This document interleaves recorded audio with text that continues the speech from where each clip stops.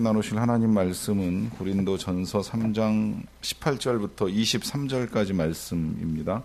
고린도전서 3장 18절부터 23절까지 말씀입니다. 신약성경 제가 가진 성경으로 266면이고요. 고린도전서 3장 18절부터 23절까지의 말씀을 저와 여러분들이 한 절씩 교독하도록 하겠습니다. 아무도 자신을 속이지 말라. 너희 중에 누구든지 이 세상에서 지혜 있는 줄로 생각하거든 어리석은 자가 되라. 그리하여야 지혜로운 자가 되리라.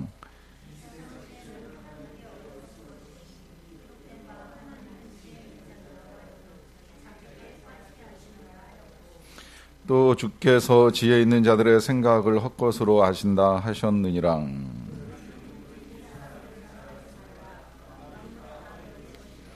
바울이나 아볼로나 게바나 세계나 생명이나 사망이나 지금 것이나 장래 것이나 다 너희의 것이요. 아멘.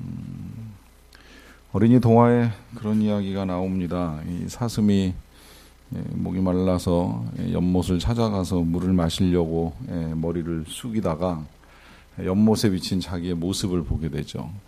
자기 머리 위에 달려있는 이 뿔의 화려함을 보게 됩니다. 그리고 감탄을 해요. 아, 진짜 멋있다. 내 머리 위에 이 왕관같이 붙어있는 뿔이 정말 좋다. 이제 이렇게 생각을 합니다. 그러면서 또 한편으로 그러면 다리는 어떨까 하는 생각이 들어서 이제 물 가까이에 좀 더 다가가서 다리를 비춰봤어요. 비춰봤더니 이건 또 영 아니라는 생각이 드는 겁니다. 이제 바짝 마르고 무릎은 튀어나온 이 자신의 다리가 볼품없어 보이면서 왜 다리가 이렇게 생겼을까 탄식을 합니다. 그러던 중에 사자가 가까이에 와가지고 이 사슴을 덮치려고 하니까 그 사실을 이제 눈치챈 사슴이 쏜살같이 도망을 가기 시작을 합니다. 열심히 달립니다. 달리는 중에 생각을 하게 되는 거예요. 내 다리가 나를 살려주고 있구나. 그 다리 덕에 열심히 도망을 치다가 뜻하지 않게 이 머리 뿔이 나뭇가지에 걸리면서 더 이상 움직일 수 없는 상황에 처하게 됩니다. 결국은 이제 그로 인하여서 이 사슴의 운명이 다 된다 하는 이제 이야기가 있는데, 이 동화가 우리에게 주는 메시지는 분명합니다. 이 사슴이 생각할 때에 화려하게 보였고 대단하게 보였던 뿔은 오히려 그의 인생을 망치는 결과를 갖고 왔고, 또 볼품없어 보이고 무용해 보였던 다리가 오히려 그를 살려주는 도구가 되었다고 하는 것이죠. 여러분, 우리의 인생에도 이런 일들이 일어날 수 있다라고 하는 사실을 아시지요? 우리가 생각할 때 대단하게 여겨졌던 것들이 실상은 그 실체를 알고 나면 아무것도 아닌 것들이 될 수 있다는 거예요. 그런 이야기를 많이 들어보셨을 거예요. 우리가 이 땅에서 대단하게 여기는 보석들, 금은 장식들, 천국에 가면 그게 아스팔트 대용으로 쓰이고 벽재로 쓰이고 문짝으로 쓰이는 아무것도 아닌 것들이라고. 가보면 내가 왜 이 땅에서 그거 그렇게 가지려고 애썼나 모으려고 애썼나 할지 모르지만 정작 그게 그렇게 널려있는 하나님의 나라에 들어가 보면 이게 다 쓸데없는 것이었구나 하는 생각을 할 수도 있다는 것이죠. 또 반면에 어떻게 보면 지금 우리의 이런 일들 실제로 이걸 정말 모르는 사람들이 보면 어리석다 할 만한 일들을 지금 우리가 하고 있습니다. 비 오는 이 수요일 밤에 누군가 그랬잖아요. 예수님 재림하시면 비 오는 수요일 밤에 오실 가능성이 제일 많다고. 왜 그런지 아시죠? 이 비 오는 수요일 밤에 교회가 제일 썰렁할 때인데, 이 그야말로 비 오는 수요일 밤에 우리가 이 자리에 있습니다. 이게 하나님을 모르고 믿음이 없는 사람들의 눈으로 보면 이게 얼마나 어리석은 일이 되겠어요. 그러나 나중에는 이 일이 얼마나 귀한 일이었던가라고 하는 사실을 우리가 깨닫게 되는 날이 올 수 있다는 거. 아니, 이미 그걸 아시는 여러분들이 지혜로운 사람이라고 제가 확신 있게 말씀을 드릴 수가 있습니다. 이것을 이제 어떤 눈으로 보느냐, 어떤 시각으로 보느냐, 어떤 상황에서 보느냐에 따라 그야말로 이제 대단한 것이 아무것도 아닌 것이 될 수 있고, 또 하찮게 여겨졌던 것이 아주 존귀한 것이라는 사실을 깨닫게 되는 일이 있게 되는데요. 그러하기 때문에 여러분, 우리가 진리를 알아야 되고 정말 정확하게 알아야 될 것을 알아야 됩니다. 속으면 안 됩니다. 근래에 제 딸이 어떻게 하다 보니까 이 하나님의 교회 사람을 몇 차례 이제 만나는 일이 있었어요. 만나서 이야기를 들은 거예요. 뭐 딸의 믿음에는 큰 흔들림은 없었던 것으로 여겨지는데 만나서 이야기를 듣다 보니까 너무 터무니없는 이야기를 하는 겁니다. 구약에 예수님이라는 이름이 안 나왔지만 신약에서 예수님이 등장하신 것처럼 신약에 그 이단 교주의 이름이 안 나왔지만 이 신약에서 예언된 모든 예언의 말씀이 그 이단 교주다 이제 이렇게 이야기를 하면서 그런 식의 논리를 가지고 하나님이 이제 3대에 걸쳐서 이렇게 나타나셨다 하는 이야기를 하는 거예요. 지금 뭐 믿음이 없다고도 할 수 있고 뭐 성경에 대한 지식이 없다고도 할 수 있는 학생이 상식적으로 이해해도 이건 말이 안 되는 이야기인데 그 말에 속아서 이단에 빠지고 그게 진리인 장 착각하고 살아가는 사람들은 스스로가 속고 있다는 걸 모르는 거예요. 자기가 알고 있는 게 진리라고 착각을 하고 있는 겁니다. 이게 정말 불행한 일이 될 수밖에 없는 것인데 그래서 오늘 성경은 18절에서 이렇게 시작이 됩니다. 아무도 자신을 속이지 말라 그래요. 일단 아무도라고 하는 표현으로 시작이 되는 이 표현은 예외 없다는 거예요. 예외 없다고 말씀을 드리는 건 누구라도 다 스스로를 속일 수 있다는 거예요. 자기가 자기한테 속아 넘어갈 수 있다는 겁니다. 이건 사도들이 중요하게 생각을 했던 것 같아요. 그래서 야고보서 읽어나가다 보면 야고보 사도도 그런 말씀을 하시는 걸 볼 수 있어요. 도를 듣기만 하고 행하지 아니하여 자신을 속이지 말라 이렇게 확실하게 당부합니다. 그러니까 하나님의 말씀을 듣고 말씀대로 살지도 않으면서 많이 들었다고 많이 안다고 그것 때문에 내가 하나님의 뜻에 따라 살고 있다고 자신을 속이지 말라는 거예요. 바꿔서 말하면 들었으면 들은 대로 행하고 들은 대로 살아야 된다 하는 점을 강조하기 위해서 행하지 아니하는 믿음을 가지고 자신을 속이는 건 어리석은 일이다. 이제 이렇게 말씀하시는 걸 야고보서에서 볼 수 있는데요. 조금 내용은 다르지만 오늘도 분명히 당부하는 내용은 똑같습니다. 우리가 우리 자신을 속일 수 있다는 거예요. 이게 속임이라고 하는 것이 되게 나쁜 거잖아요. 우리가 때로 사람들에게 상처를 받는 거, 뭐 정치가한테 실망을 하는 거, 뭐 심지어 이제 목회자한테 가장 큰 타격을 받는 이 모든 일의 바탕에는 속았다는 생각이 들 때입니다. 믿었는데, 믿고 지지했는데, 믿고 따랐는데, 믿고 교회를 다녔는데, 내가 믿었던 정치가나 내가 믿었던 목회자나 혹은 내가 믿었던 뭐 누군가가 생각지 아니하게 나를 속였다라고 하는 이 일로 말미암아 받게 되는 상처가 엄청나게 큰데요. 이 속임이라고 하는 것 자체가 악하고 나쁜 일이 되는 건 그래서 이제 그렇습니다. 그런데 내가 나를 속이는 것도 선한 건 절대 아니라는 거예요. 그러니까 이 기만이라고 하는 것이 타인을 기만하는 일도 있을 수 있지만 자기 기만에 빠지는 것도 위험한 일이고 안 좋은 일이 될 수 있다는 거죠. 그러면 우리가 어떤 일에 속느냐라고 했을 때에 그 속는 내용이 이렇게 설명이 됩니다. 너희 중에 누구든지 이 세상에서 지혜 있는 줄로 생각을 하거든 어리석은 자가 되라. 그리하여야 지혜로운 자가 되리라 그래요. 자, 일단 우리 자신을 속이지 말라고 당부를 하시면서 우리가 이 세상에서 속는 이유가 무엇이냐라고 했을 때 세상의 지혜 때문에 속는다라고 하는 거죠. 세상의 지혜. 그러면 여기서 말하는 세상의 지혜는 나쁜 겁니까? 아니에요. 요거 조금 구분을 해야 될 필요가 있어요. 세상에서 우리의 삶에 필요해서 우리에게 제공해 주는 지식이나 정보 자체가 악은 아니에요. 그래서 그 정보와 지식을 얻을 수 있는 인터넷도 악은 아니라고 하는 걸 분명하게 밝혀드립니다. 근데 이제 이게 악용될 수 있는 소지를 갖고 있는 거죠. 세상의 모든 미디어가 항상 중립적이기 때문에 누군가의 손에 붙잡히느냐에 따라서 이제 이게 악하게 사용될 수가 있다고 말씀을 드렸는데 그렇기 때문에 미디어를 통해서 우리에게 제공되는 이 세상의 지식들이 악한 것이 아니라 문제는 뭐냐면 그와 같은 것들을 우리가 받아들이면서 또 특히 이제 우리들은 성경을 통해서 하나님의 말씀을 받아들이면서 내가 알게 된 많은 것들을 가지고 이 정도면 충분하다, 이 정도면 넉넉하다라고 생각을 하는 이 생각이 어리석은 생각이라고 하는 것입니다. 혹은 뭐 우리가 진짜 늘 적당하게 혹은 편안하게 살고자 하는 의지를 가지고 스스로에게 괜찮다고 말하는 이 근저에는 우리의 교만이 자리를 잡고 있다는 거예요. 나 스스로 나를 속이고 있는 일이 일어나고 있는 겁니다. 여러분이 괜찮다는 표현이 이 하나님께서 우리에게 하실 때와 우리가 우리 스스로 할 때의 차이가 크다는 것도 좀 구분을 하시면 좋을 것 같아요.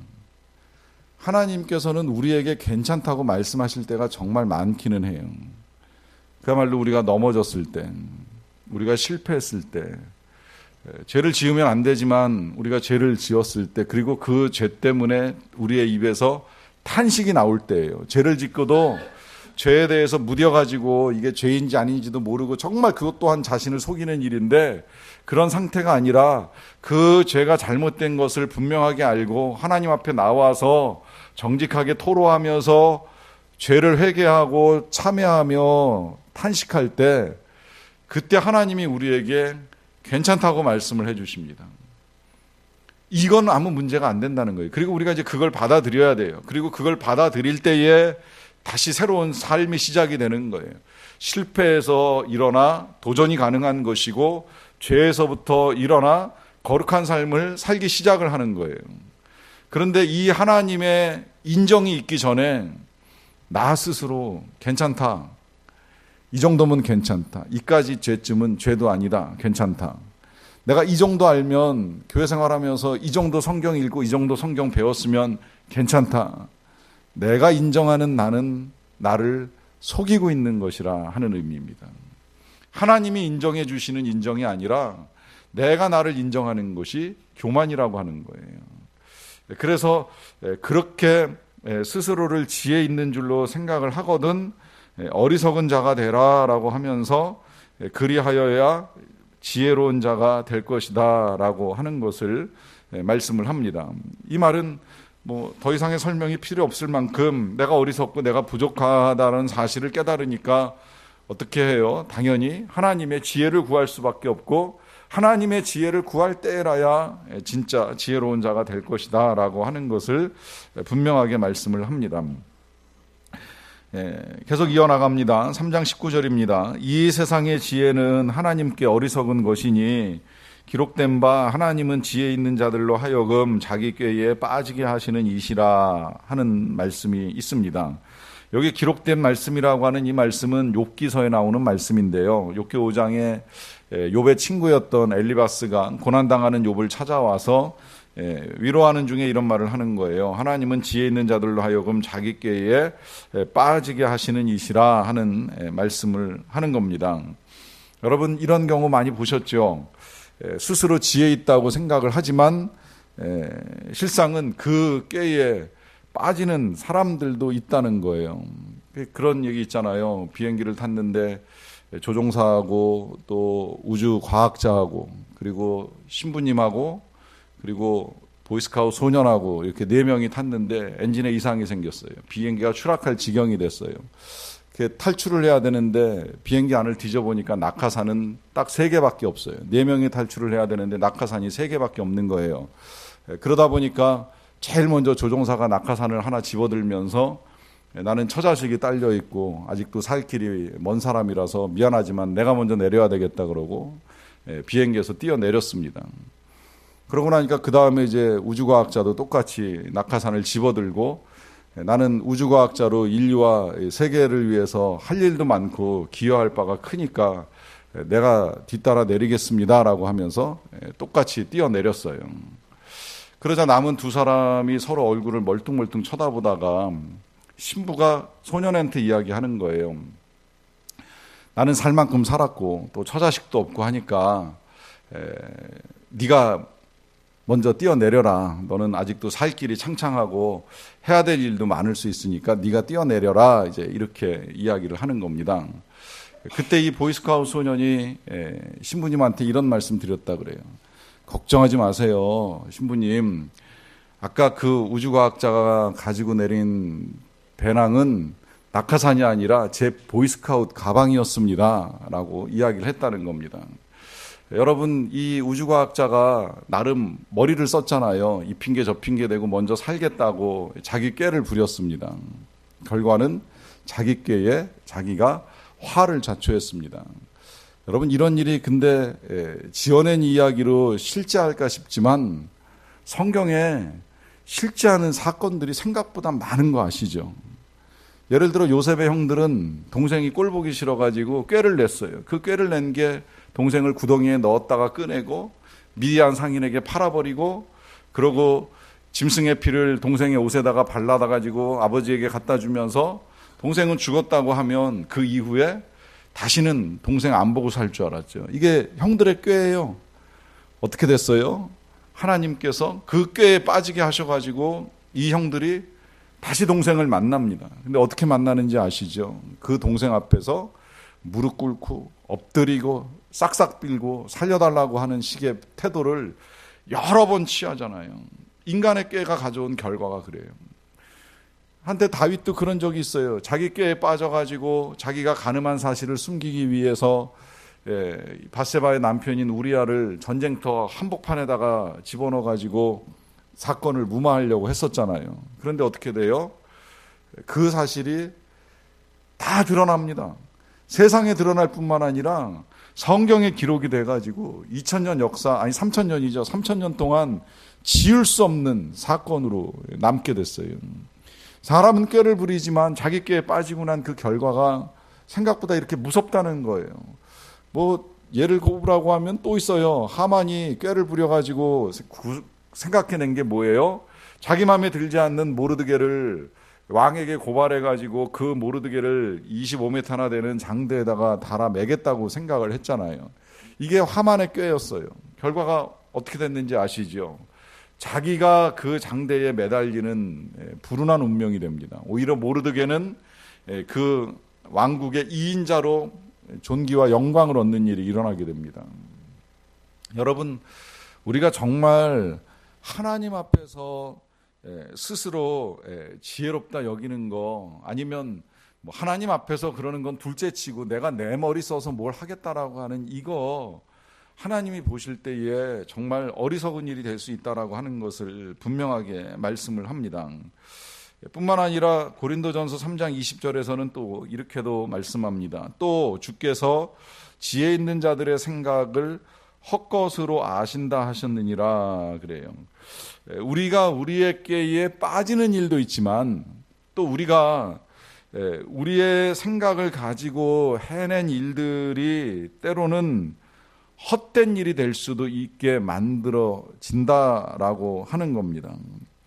이것도 역사적으로 보면 대표적인 사건이 하나 있어요. 그게 중국의 만리장성입니다. 만리장성이 시황제 때 세워진 걸로 이제 전해지는데, 뭐 누가 세웠든지 간에 이 장성 자체는 그 중국 역사에서 오랑캐를 막는 데 있어서는 아주 중요한 역할을 해준 것이면은 틀림이 없어요. 그리고 그러다 보니까 이제 많은 그 중국의 역대 왕들이 그 만리장성을 이용해서 적의 침입을 막아내는 일들을 많이 했었습니다.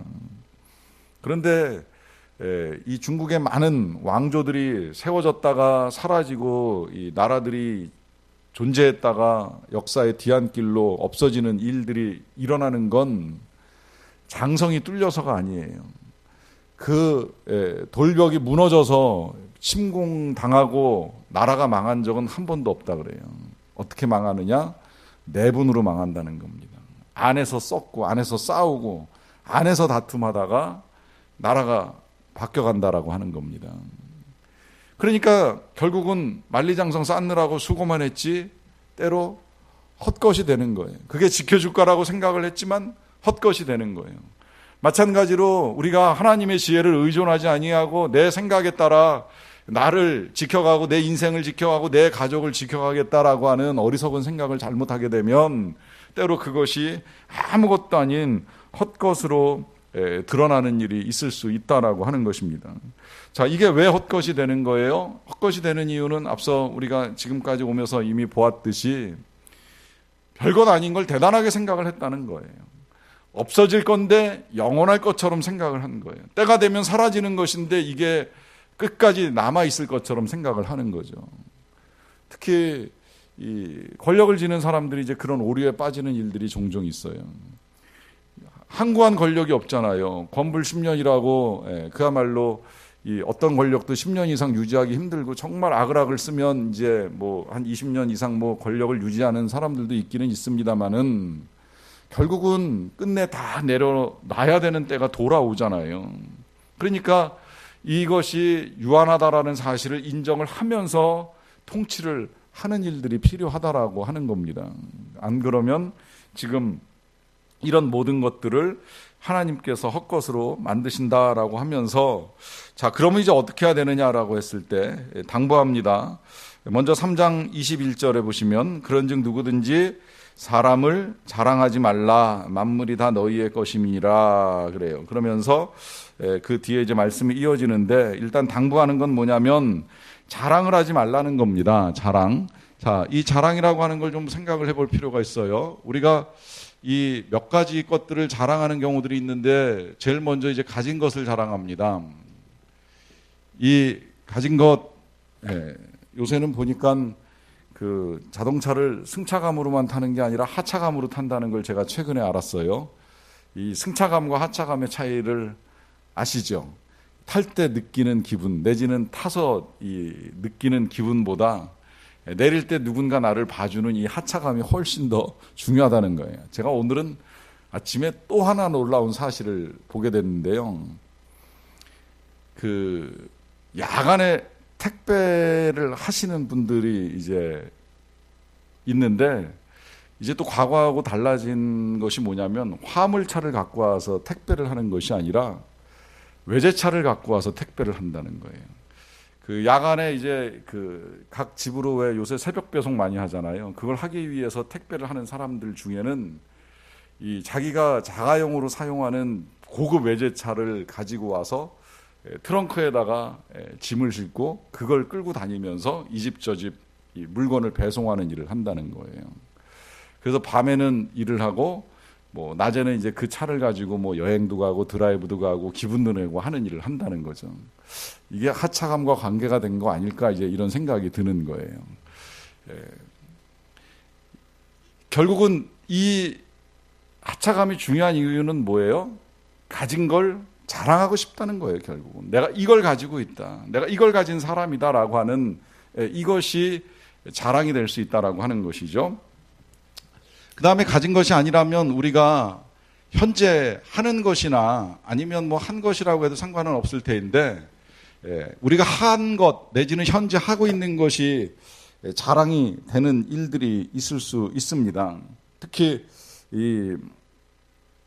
내가 이제 과거에 했던 것들이 정말 나한테 있어서도 굉장히 존귀함을 드러낼 수 있고 또 내가 정말 나를 인정할 수 있을 만한 것이라고 여겨지면 이제 그게 알게 모르게 우리의 입 밖으로 나오는 일들이 있게 되는데요.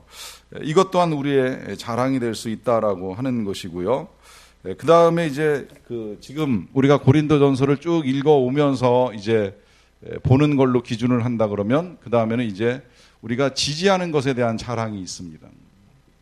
지금 고린도 교회가 이제 거기에 빠져 있었던 거잖아요.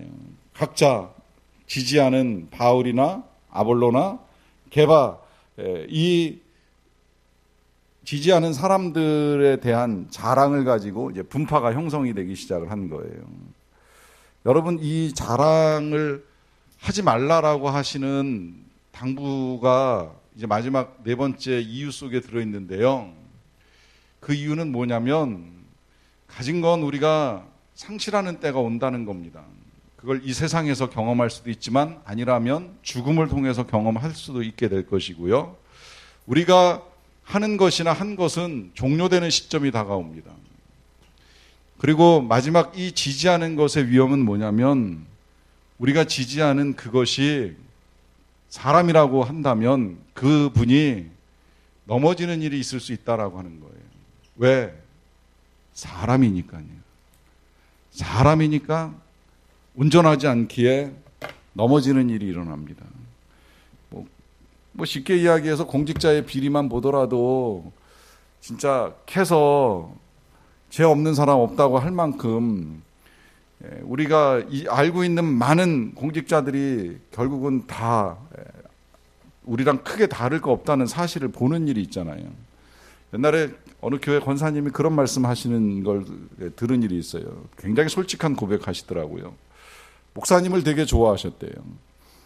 정말 그 목사님이 하나님처럼 느껴졌다고 말씀하세요. 근데 그 너무 좋아하는 자신의 마음이 컸는지 어느 날 꿈속에서 하나님이 목사님을 보여주셨는데 위에는 양복을 입고 있고 밑에는 반바지를 입고 있대요. 짧은 반바지이셨다고 그러더라고요. 근데 너무 선명하게 그 모습이 보이면서 하나님이 깨닫게 해주신 거를 이제 나눠주신 거예요. 아, 그분도 사람이구나. 겉에서 보이고 위에서 보이는 모습이 다가 아니구나 하는 사실을 깨달으면서 지나쳤던 이제 마음을 좀 가라앉힐 수 있었다 하는 고백하시는 걸 듣는 일이 있었습니다. 여러분, 그 고백이 지금 중요한 이유는 뭐냐면 우리가 이런 자랑거리들 가지고 있다가 빼앗기거나 그것이 끝나버리거나 아니면 그 사람이 허물이 드러나거나 하면 그때 정말 큰 상처와 타격을 받습니다. 그러니까 우리가 가진 거 자랑할 거 하나도 없다는 거예요. 특히 저는 이 하는 것, 한 것, 그것으로 인해서 실제로 진짜 제가 넘어지는 경험들을 많이 가지고 있는데 부끄럽지만 하나 고백하자 그러면 어떤 때 진짜 한참 막 체력이 좋아가지고요. 새벽 기도 한 번도 안 빠지고 이제 몇 달 동안 쫙 이어나갈 때가 있었어요. 그러면 그쯤 되면 이제 한 번쯤 아내하고라도 그런 이야기를 나눠요. 내가 요새는 새벽 기도 한 번도 안 빠지고 잘 다닌 것 같아. 딱 그러잖아요. 그러면 영락없이 그 다음날 골아 떨어집니다. 못 일어나요. 이런 일들, 왜 교회 학교 선생님들 중에 그런 고백하시는 분들 들어본 일 있으실 거예요. 막 한참 아이들 전도되고 막 그 분반에 아이들 숫자 늘어나가지고 막 아이들이 앉을 자리가 없어 막 이렇게 말하는데 그렇게 자랑 딱 하고 나면 그 다음 주에 아이들 싹 빠져가지고 혼자서 분반 공부해야 되는 아픔에 빠지는 일도 있잖아요. 내일 일을 알 수가 없는 거예요. 언제 어떻게 될지 모르는 거예요. 한때 부흥하고 한때 잘 되고 한때 열심 내고 하는 일들이 우리 안에 있지만 그러나 어느 순간에 그걸 할 수 없는 상황들이 우리 안에 다가오게 되면 이게 진짜 오히려 우리에게 부끄러움이 될 수 있다라고 하는 거죠. 그래서 사람을 자랑하지 말라라고 하면서 뜻밖의 지금 뭐라고 말씀하시냐면 만물이 다 너희의 것이라고 합니다. 그리고 이어나갑니다. 22절 바울이나 아볼로나 게바나 세계나 생명이나 사망이나 지금 것이나 장래 것이나 다 너희의 것이요 너희는 그리스도의 것이요 그리스도는 하나님의 것이니라 라고 하면서 이 모든 것들을 다 하나님의 것이다 라고 하는 표현을 지금 사용을 합니다. 자, 이 하나님의 것이라고 하는 것이 이제 오늘 말씀의 제목인데요. 일단 하나님의 것이다 라고 하는 개념 자체를 그냥 있는 그대로 우리가 받아들이게 되면 여러분들의 머릿속에 제일 먼저 들게 되는 생각은 이 모든 것들이 다 하나님의 소유가 아닌가 이제 이렇게 생각을 하실 거예요. 이건 틀리지는 않아요. 그야말로 모든 게 다 하나님의 것이고 하나님의 주인이니까 우리가 하나님의 것임을 인정하는 데 있어서만큼은 뭐 이건 틀림이 없어요. 그런데 오늘 지금 여기 21절부터 23절까지의 말씀을 다 소유의 관계로만 놓고 보면 조금 이제 혼동이 오기 시작을 합니다. 저는 솔직히 고백을 하자면 이 고린도서에서 이 부분 참 이해하기 힘들었어요. 만물이 다 너희 것이라니 내게 뭐가 있지 이런 생각이 들면서 더더군다나 아볼로나 게바나 바울이나 다 너희 것이라고 하니 어떻게 이 사람들이 고린도 교회 것이 되는 거지 도대체 이건 또 무슨 말이지. 그 다음에 또 세계나 생명이나 사망이나 지금 것이나 현재 것이 너희의 것이라고 말하는데 이건 또 무슨 말이지 이런 생각이 드는 거예요. 뭐 그냥 인정할 수 있다면 우리가 그리스도의 것인 거는 인정할 수 있잖아요. 또 그런데 한편으로는 그럼 그리스도가 하나님의 것이라면 그리스도도 하나님의 소유인가? 그리스도는 삼위일체 그 위격 중에 한 위격으로 하나님과 동등이고 하나님과 본체이신데 왜 그리스도가 하나님의 것이 되지라고 하면서 이해할 수가 없었어요. 근데 왜 이해할 수 없었는가 생각을 해봤더니 여기에 묶여 있었던 거예요. 지금 여기서 누구의 것이라고 하는 이 표현 속에는 소유의 개념도 들어있지만 소유의 개념만으로 보면 조금 혼동하기 쉬운 것을 소속의 개념으로 보시면 조금 이제 풀어나갈 수가 있습니다. 소속. 누구에게 속해 있느냐. 이 소속을 또 큰 것 속에 작은 것이 속해 있다고만 보시지 마시고요. 요새 우리가 주일에 듣는 말씀을 가지고 이해하시면 조금 더 좋을 것 같아요. 우리가 주일에 반복적으로 요새 그런 표현 자주 듣잖아요. 너희가 내 안에 내가 너희 안에. 서로 속하자는 거예요. 그리고 예수님도 그렇게 표현하시잖아요. 내가 아버지 안에 아버지께서 내 안에. 그러니까 예수님과 하나님과의 관계는 소유 관계가 아니라 소속 관계예요. 서로 하나님은 예수님 안에 계시고 예수님은 하나님의 안에 계시는 소속 관계라고 하는 거죠.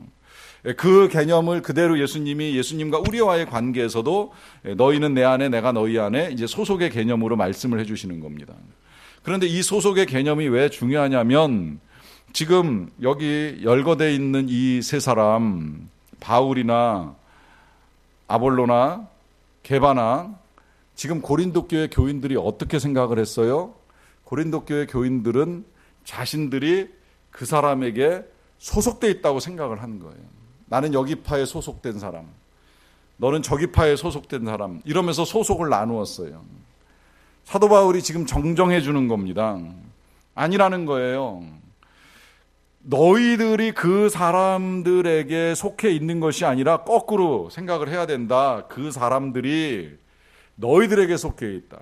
그 사람들이 너희들에게 소속이 되어서 너희들에게 하나님의 말씀과 복음을 전해주기 위하여 존재했던 사역자이지 너희들이 그 사람들에게 소속될 이유는 하나도 없다는 거예요. 저는 이것을 이해하기가 어렵지 않게 받아들였던 것이 뭐냐면 제가 가지고 있는 사역의 철학 중에 한 가지가 그런 거예요. 물론 뭐 완벽하진 않아요.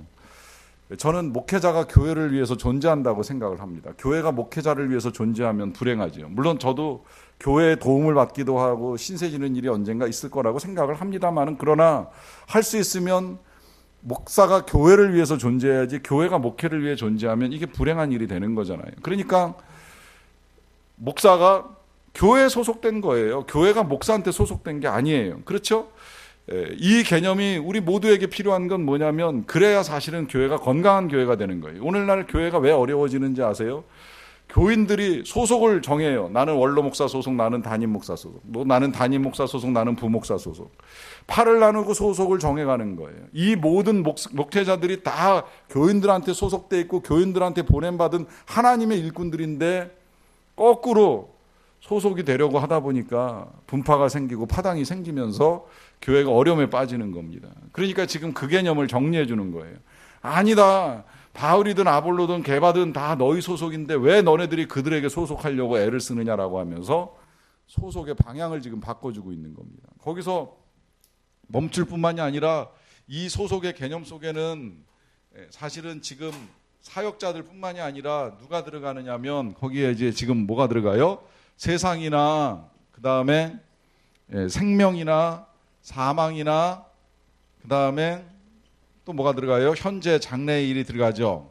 자, 이 모든 것들이 다 소속돼 있다 그래요. 누구한테 소속돼 있다 그래요? 우리들한테, 너희들한테, 우리들한테 소속돼 있다는 거예요.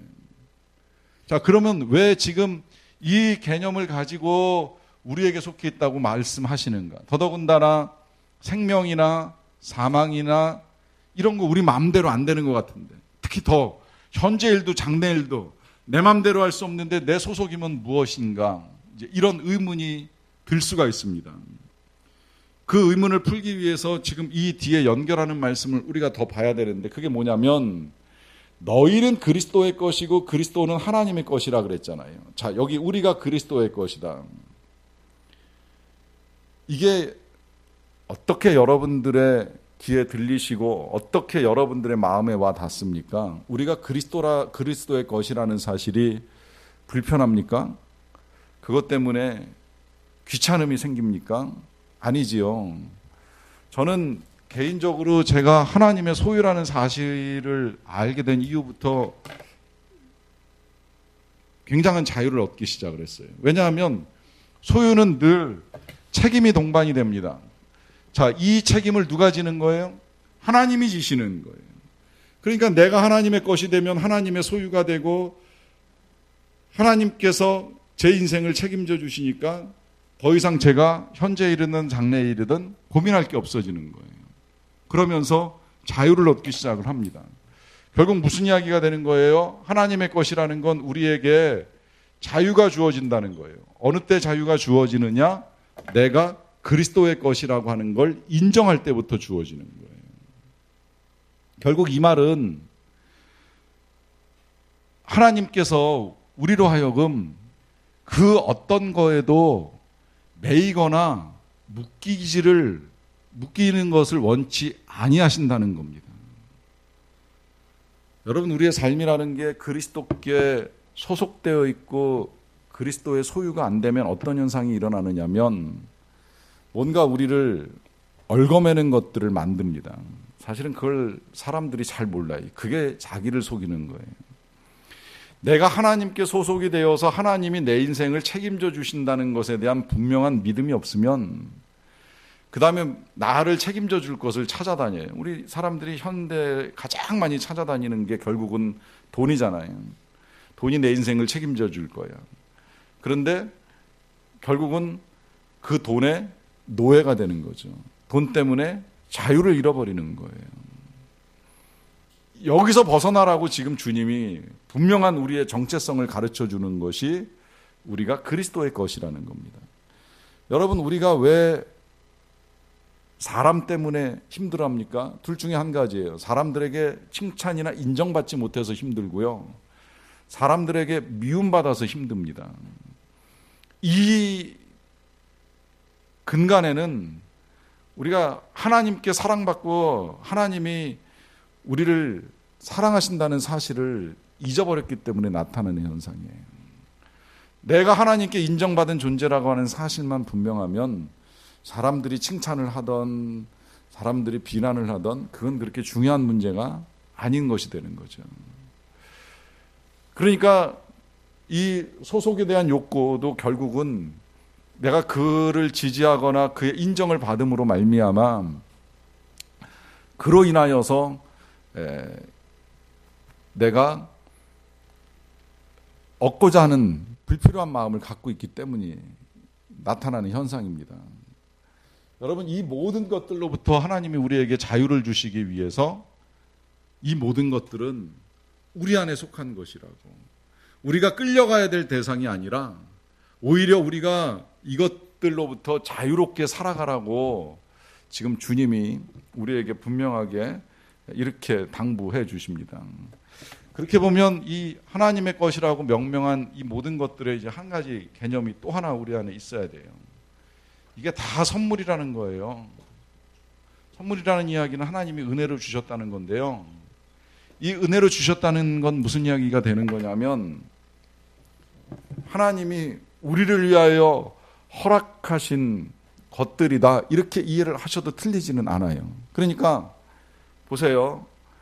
우리가 현재 우리의 교회를 놓고 본다고 하면 하나님이 교회의 사역자들을 우리에게 선물로 보내주신 거예요. 이렇게 저렇게 함께 예배하고 말씀을 들을 수 있도록 보내주셨어요.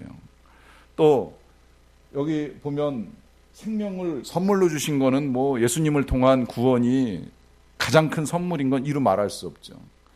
여러분, 사망은 고통이 아니라 생명으로 가는 관문이기 때문에 선물이 되는 겁니다. 이것 통해서 우리가 얼마나 겸손해집니까? 얼마나 하나님을 찾고 기도하게 됩니까? 이걸 통해서 얼마나 우리가 낮아집니까? 이걸 통해서 우리가 함께 있는 가족이 얼마나 귀한 줄을 알게 됩니까? 이게 다 선물이고 은혜가 된다는 거예요. 장래일 어떻게 될지 알 수 없지만 하나님이 우리를 위하여 예비하고 계신 현재로부터 미래는 선물입니다. 귀한 것들로 준비하고 계십니다. 그러하기 때문에 이 모든 것들을 우리에게 은혜로 주신 하나님의 것임을 우리가 알게 되면 그때부터 자유해지고 그 자유 때문에 더 이상 우리가 쓸데없는 거에 매이거나 묶여서 살아가지 않게 된다는 거죠.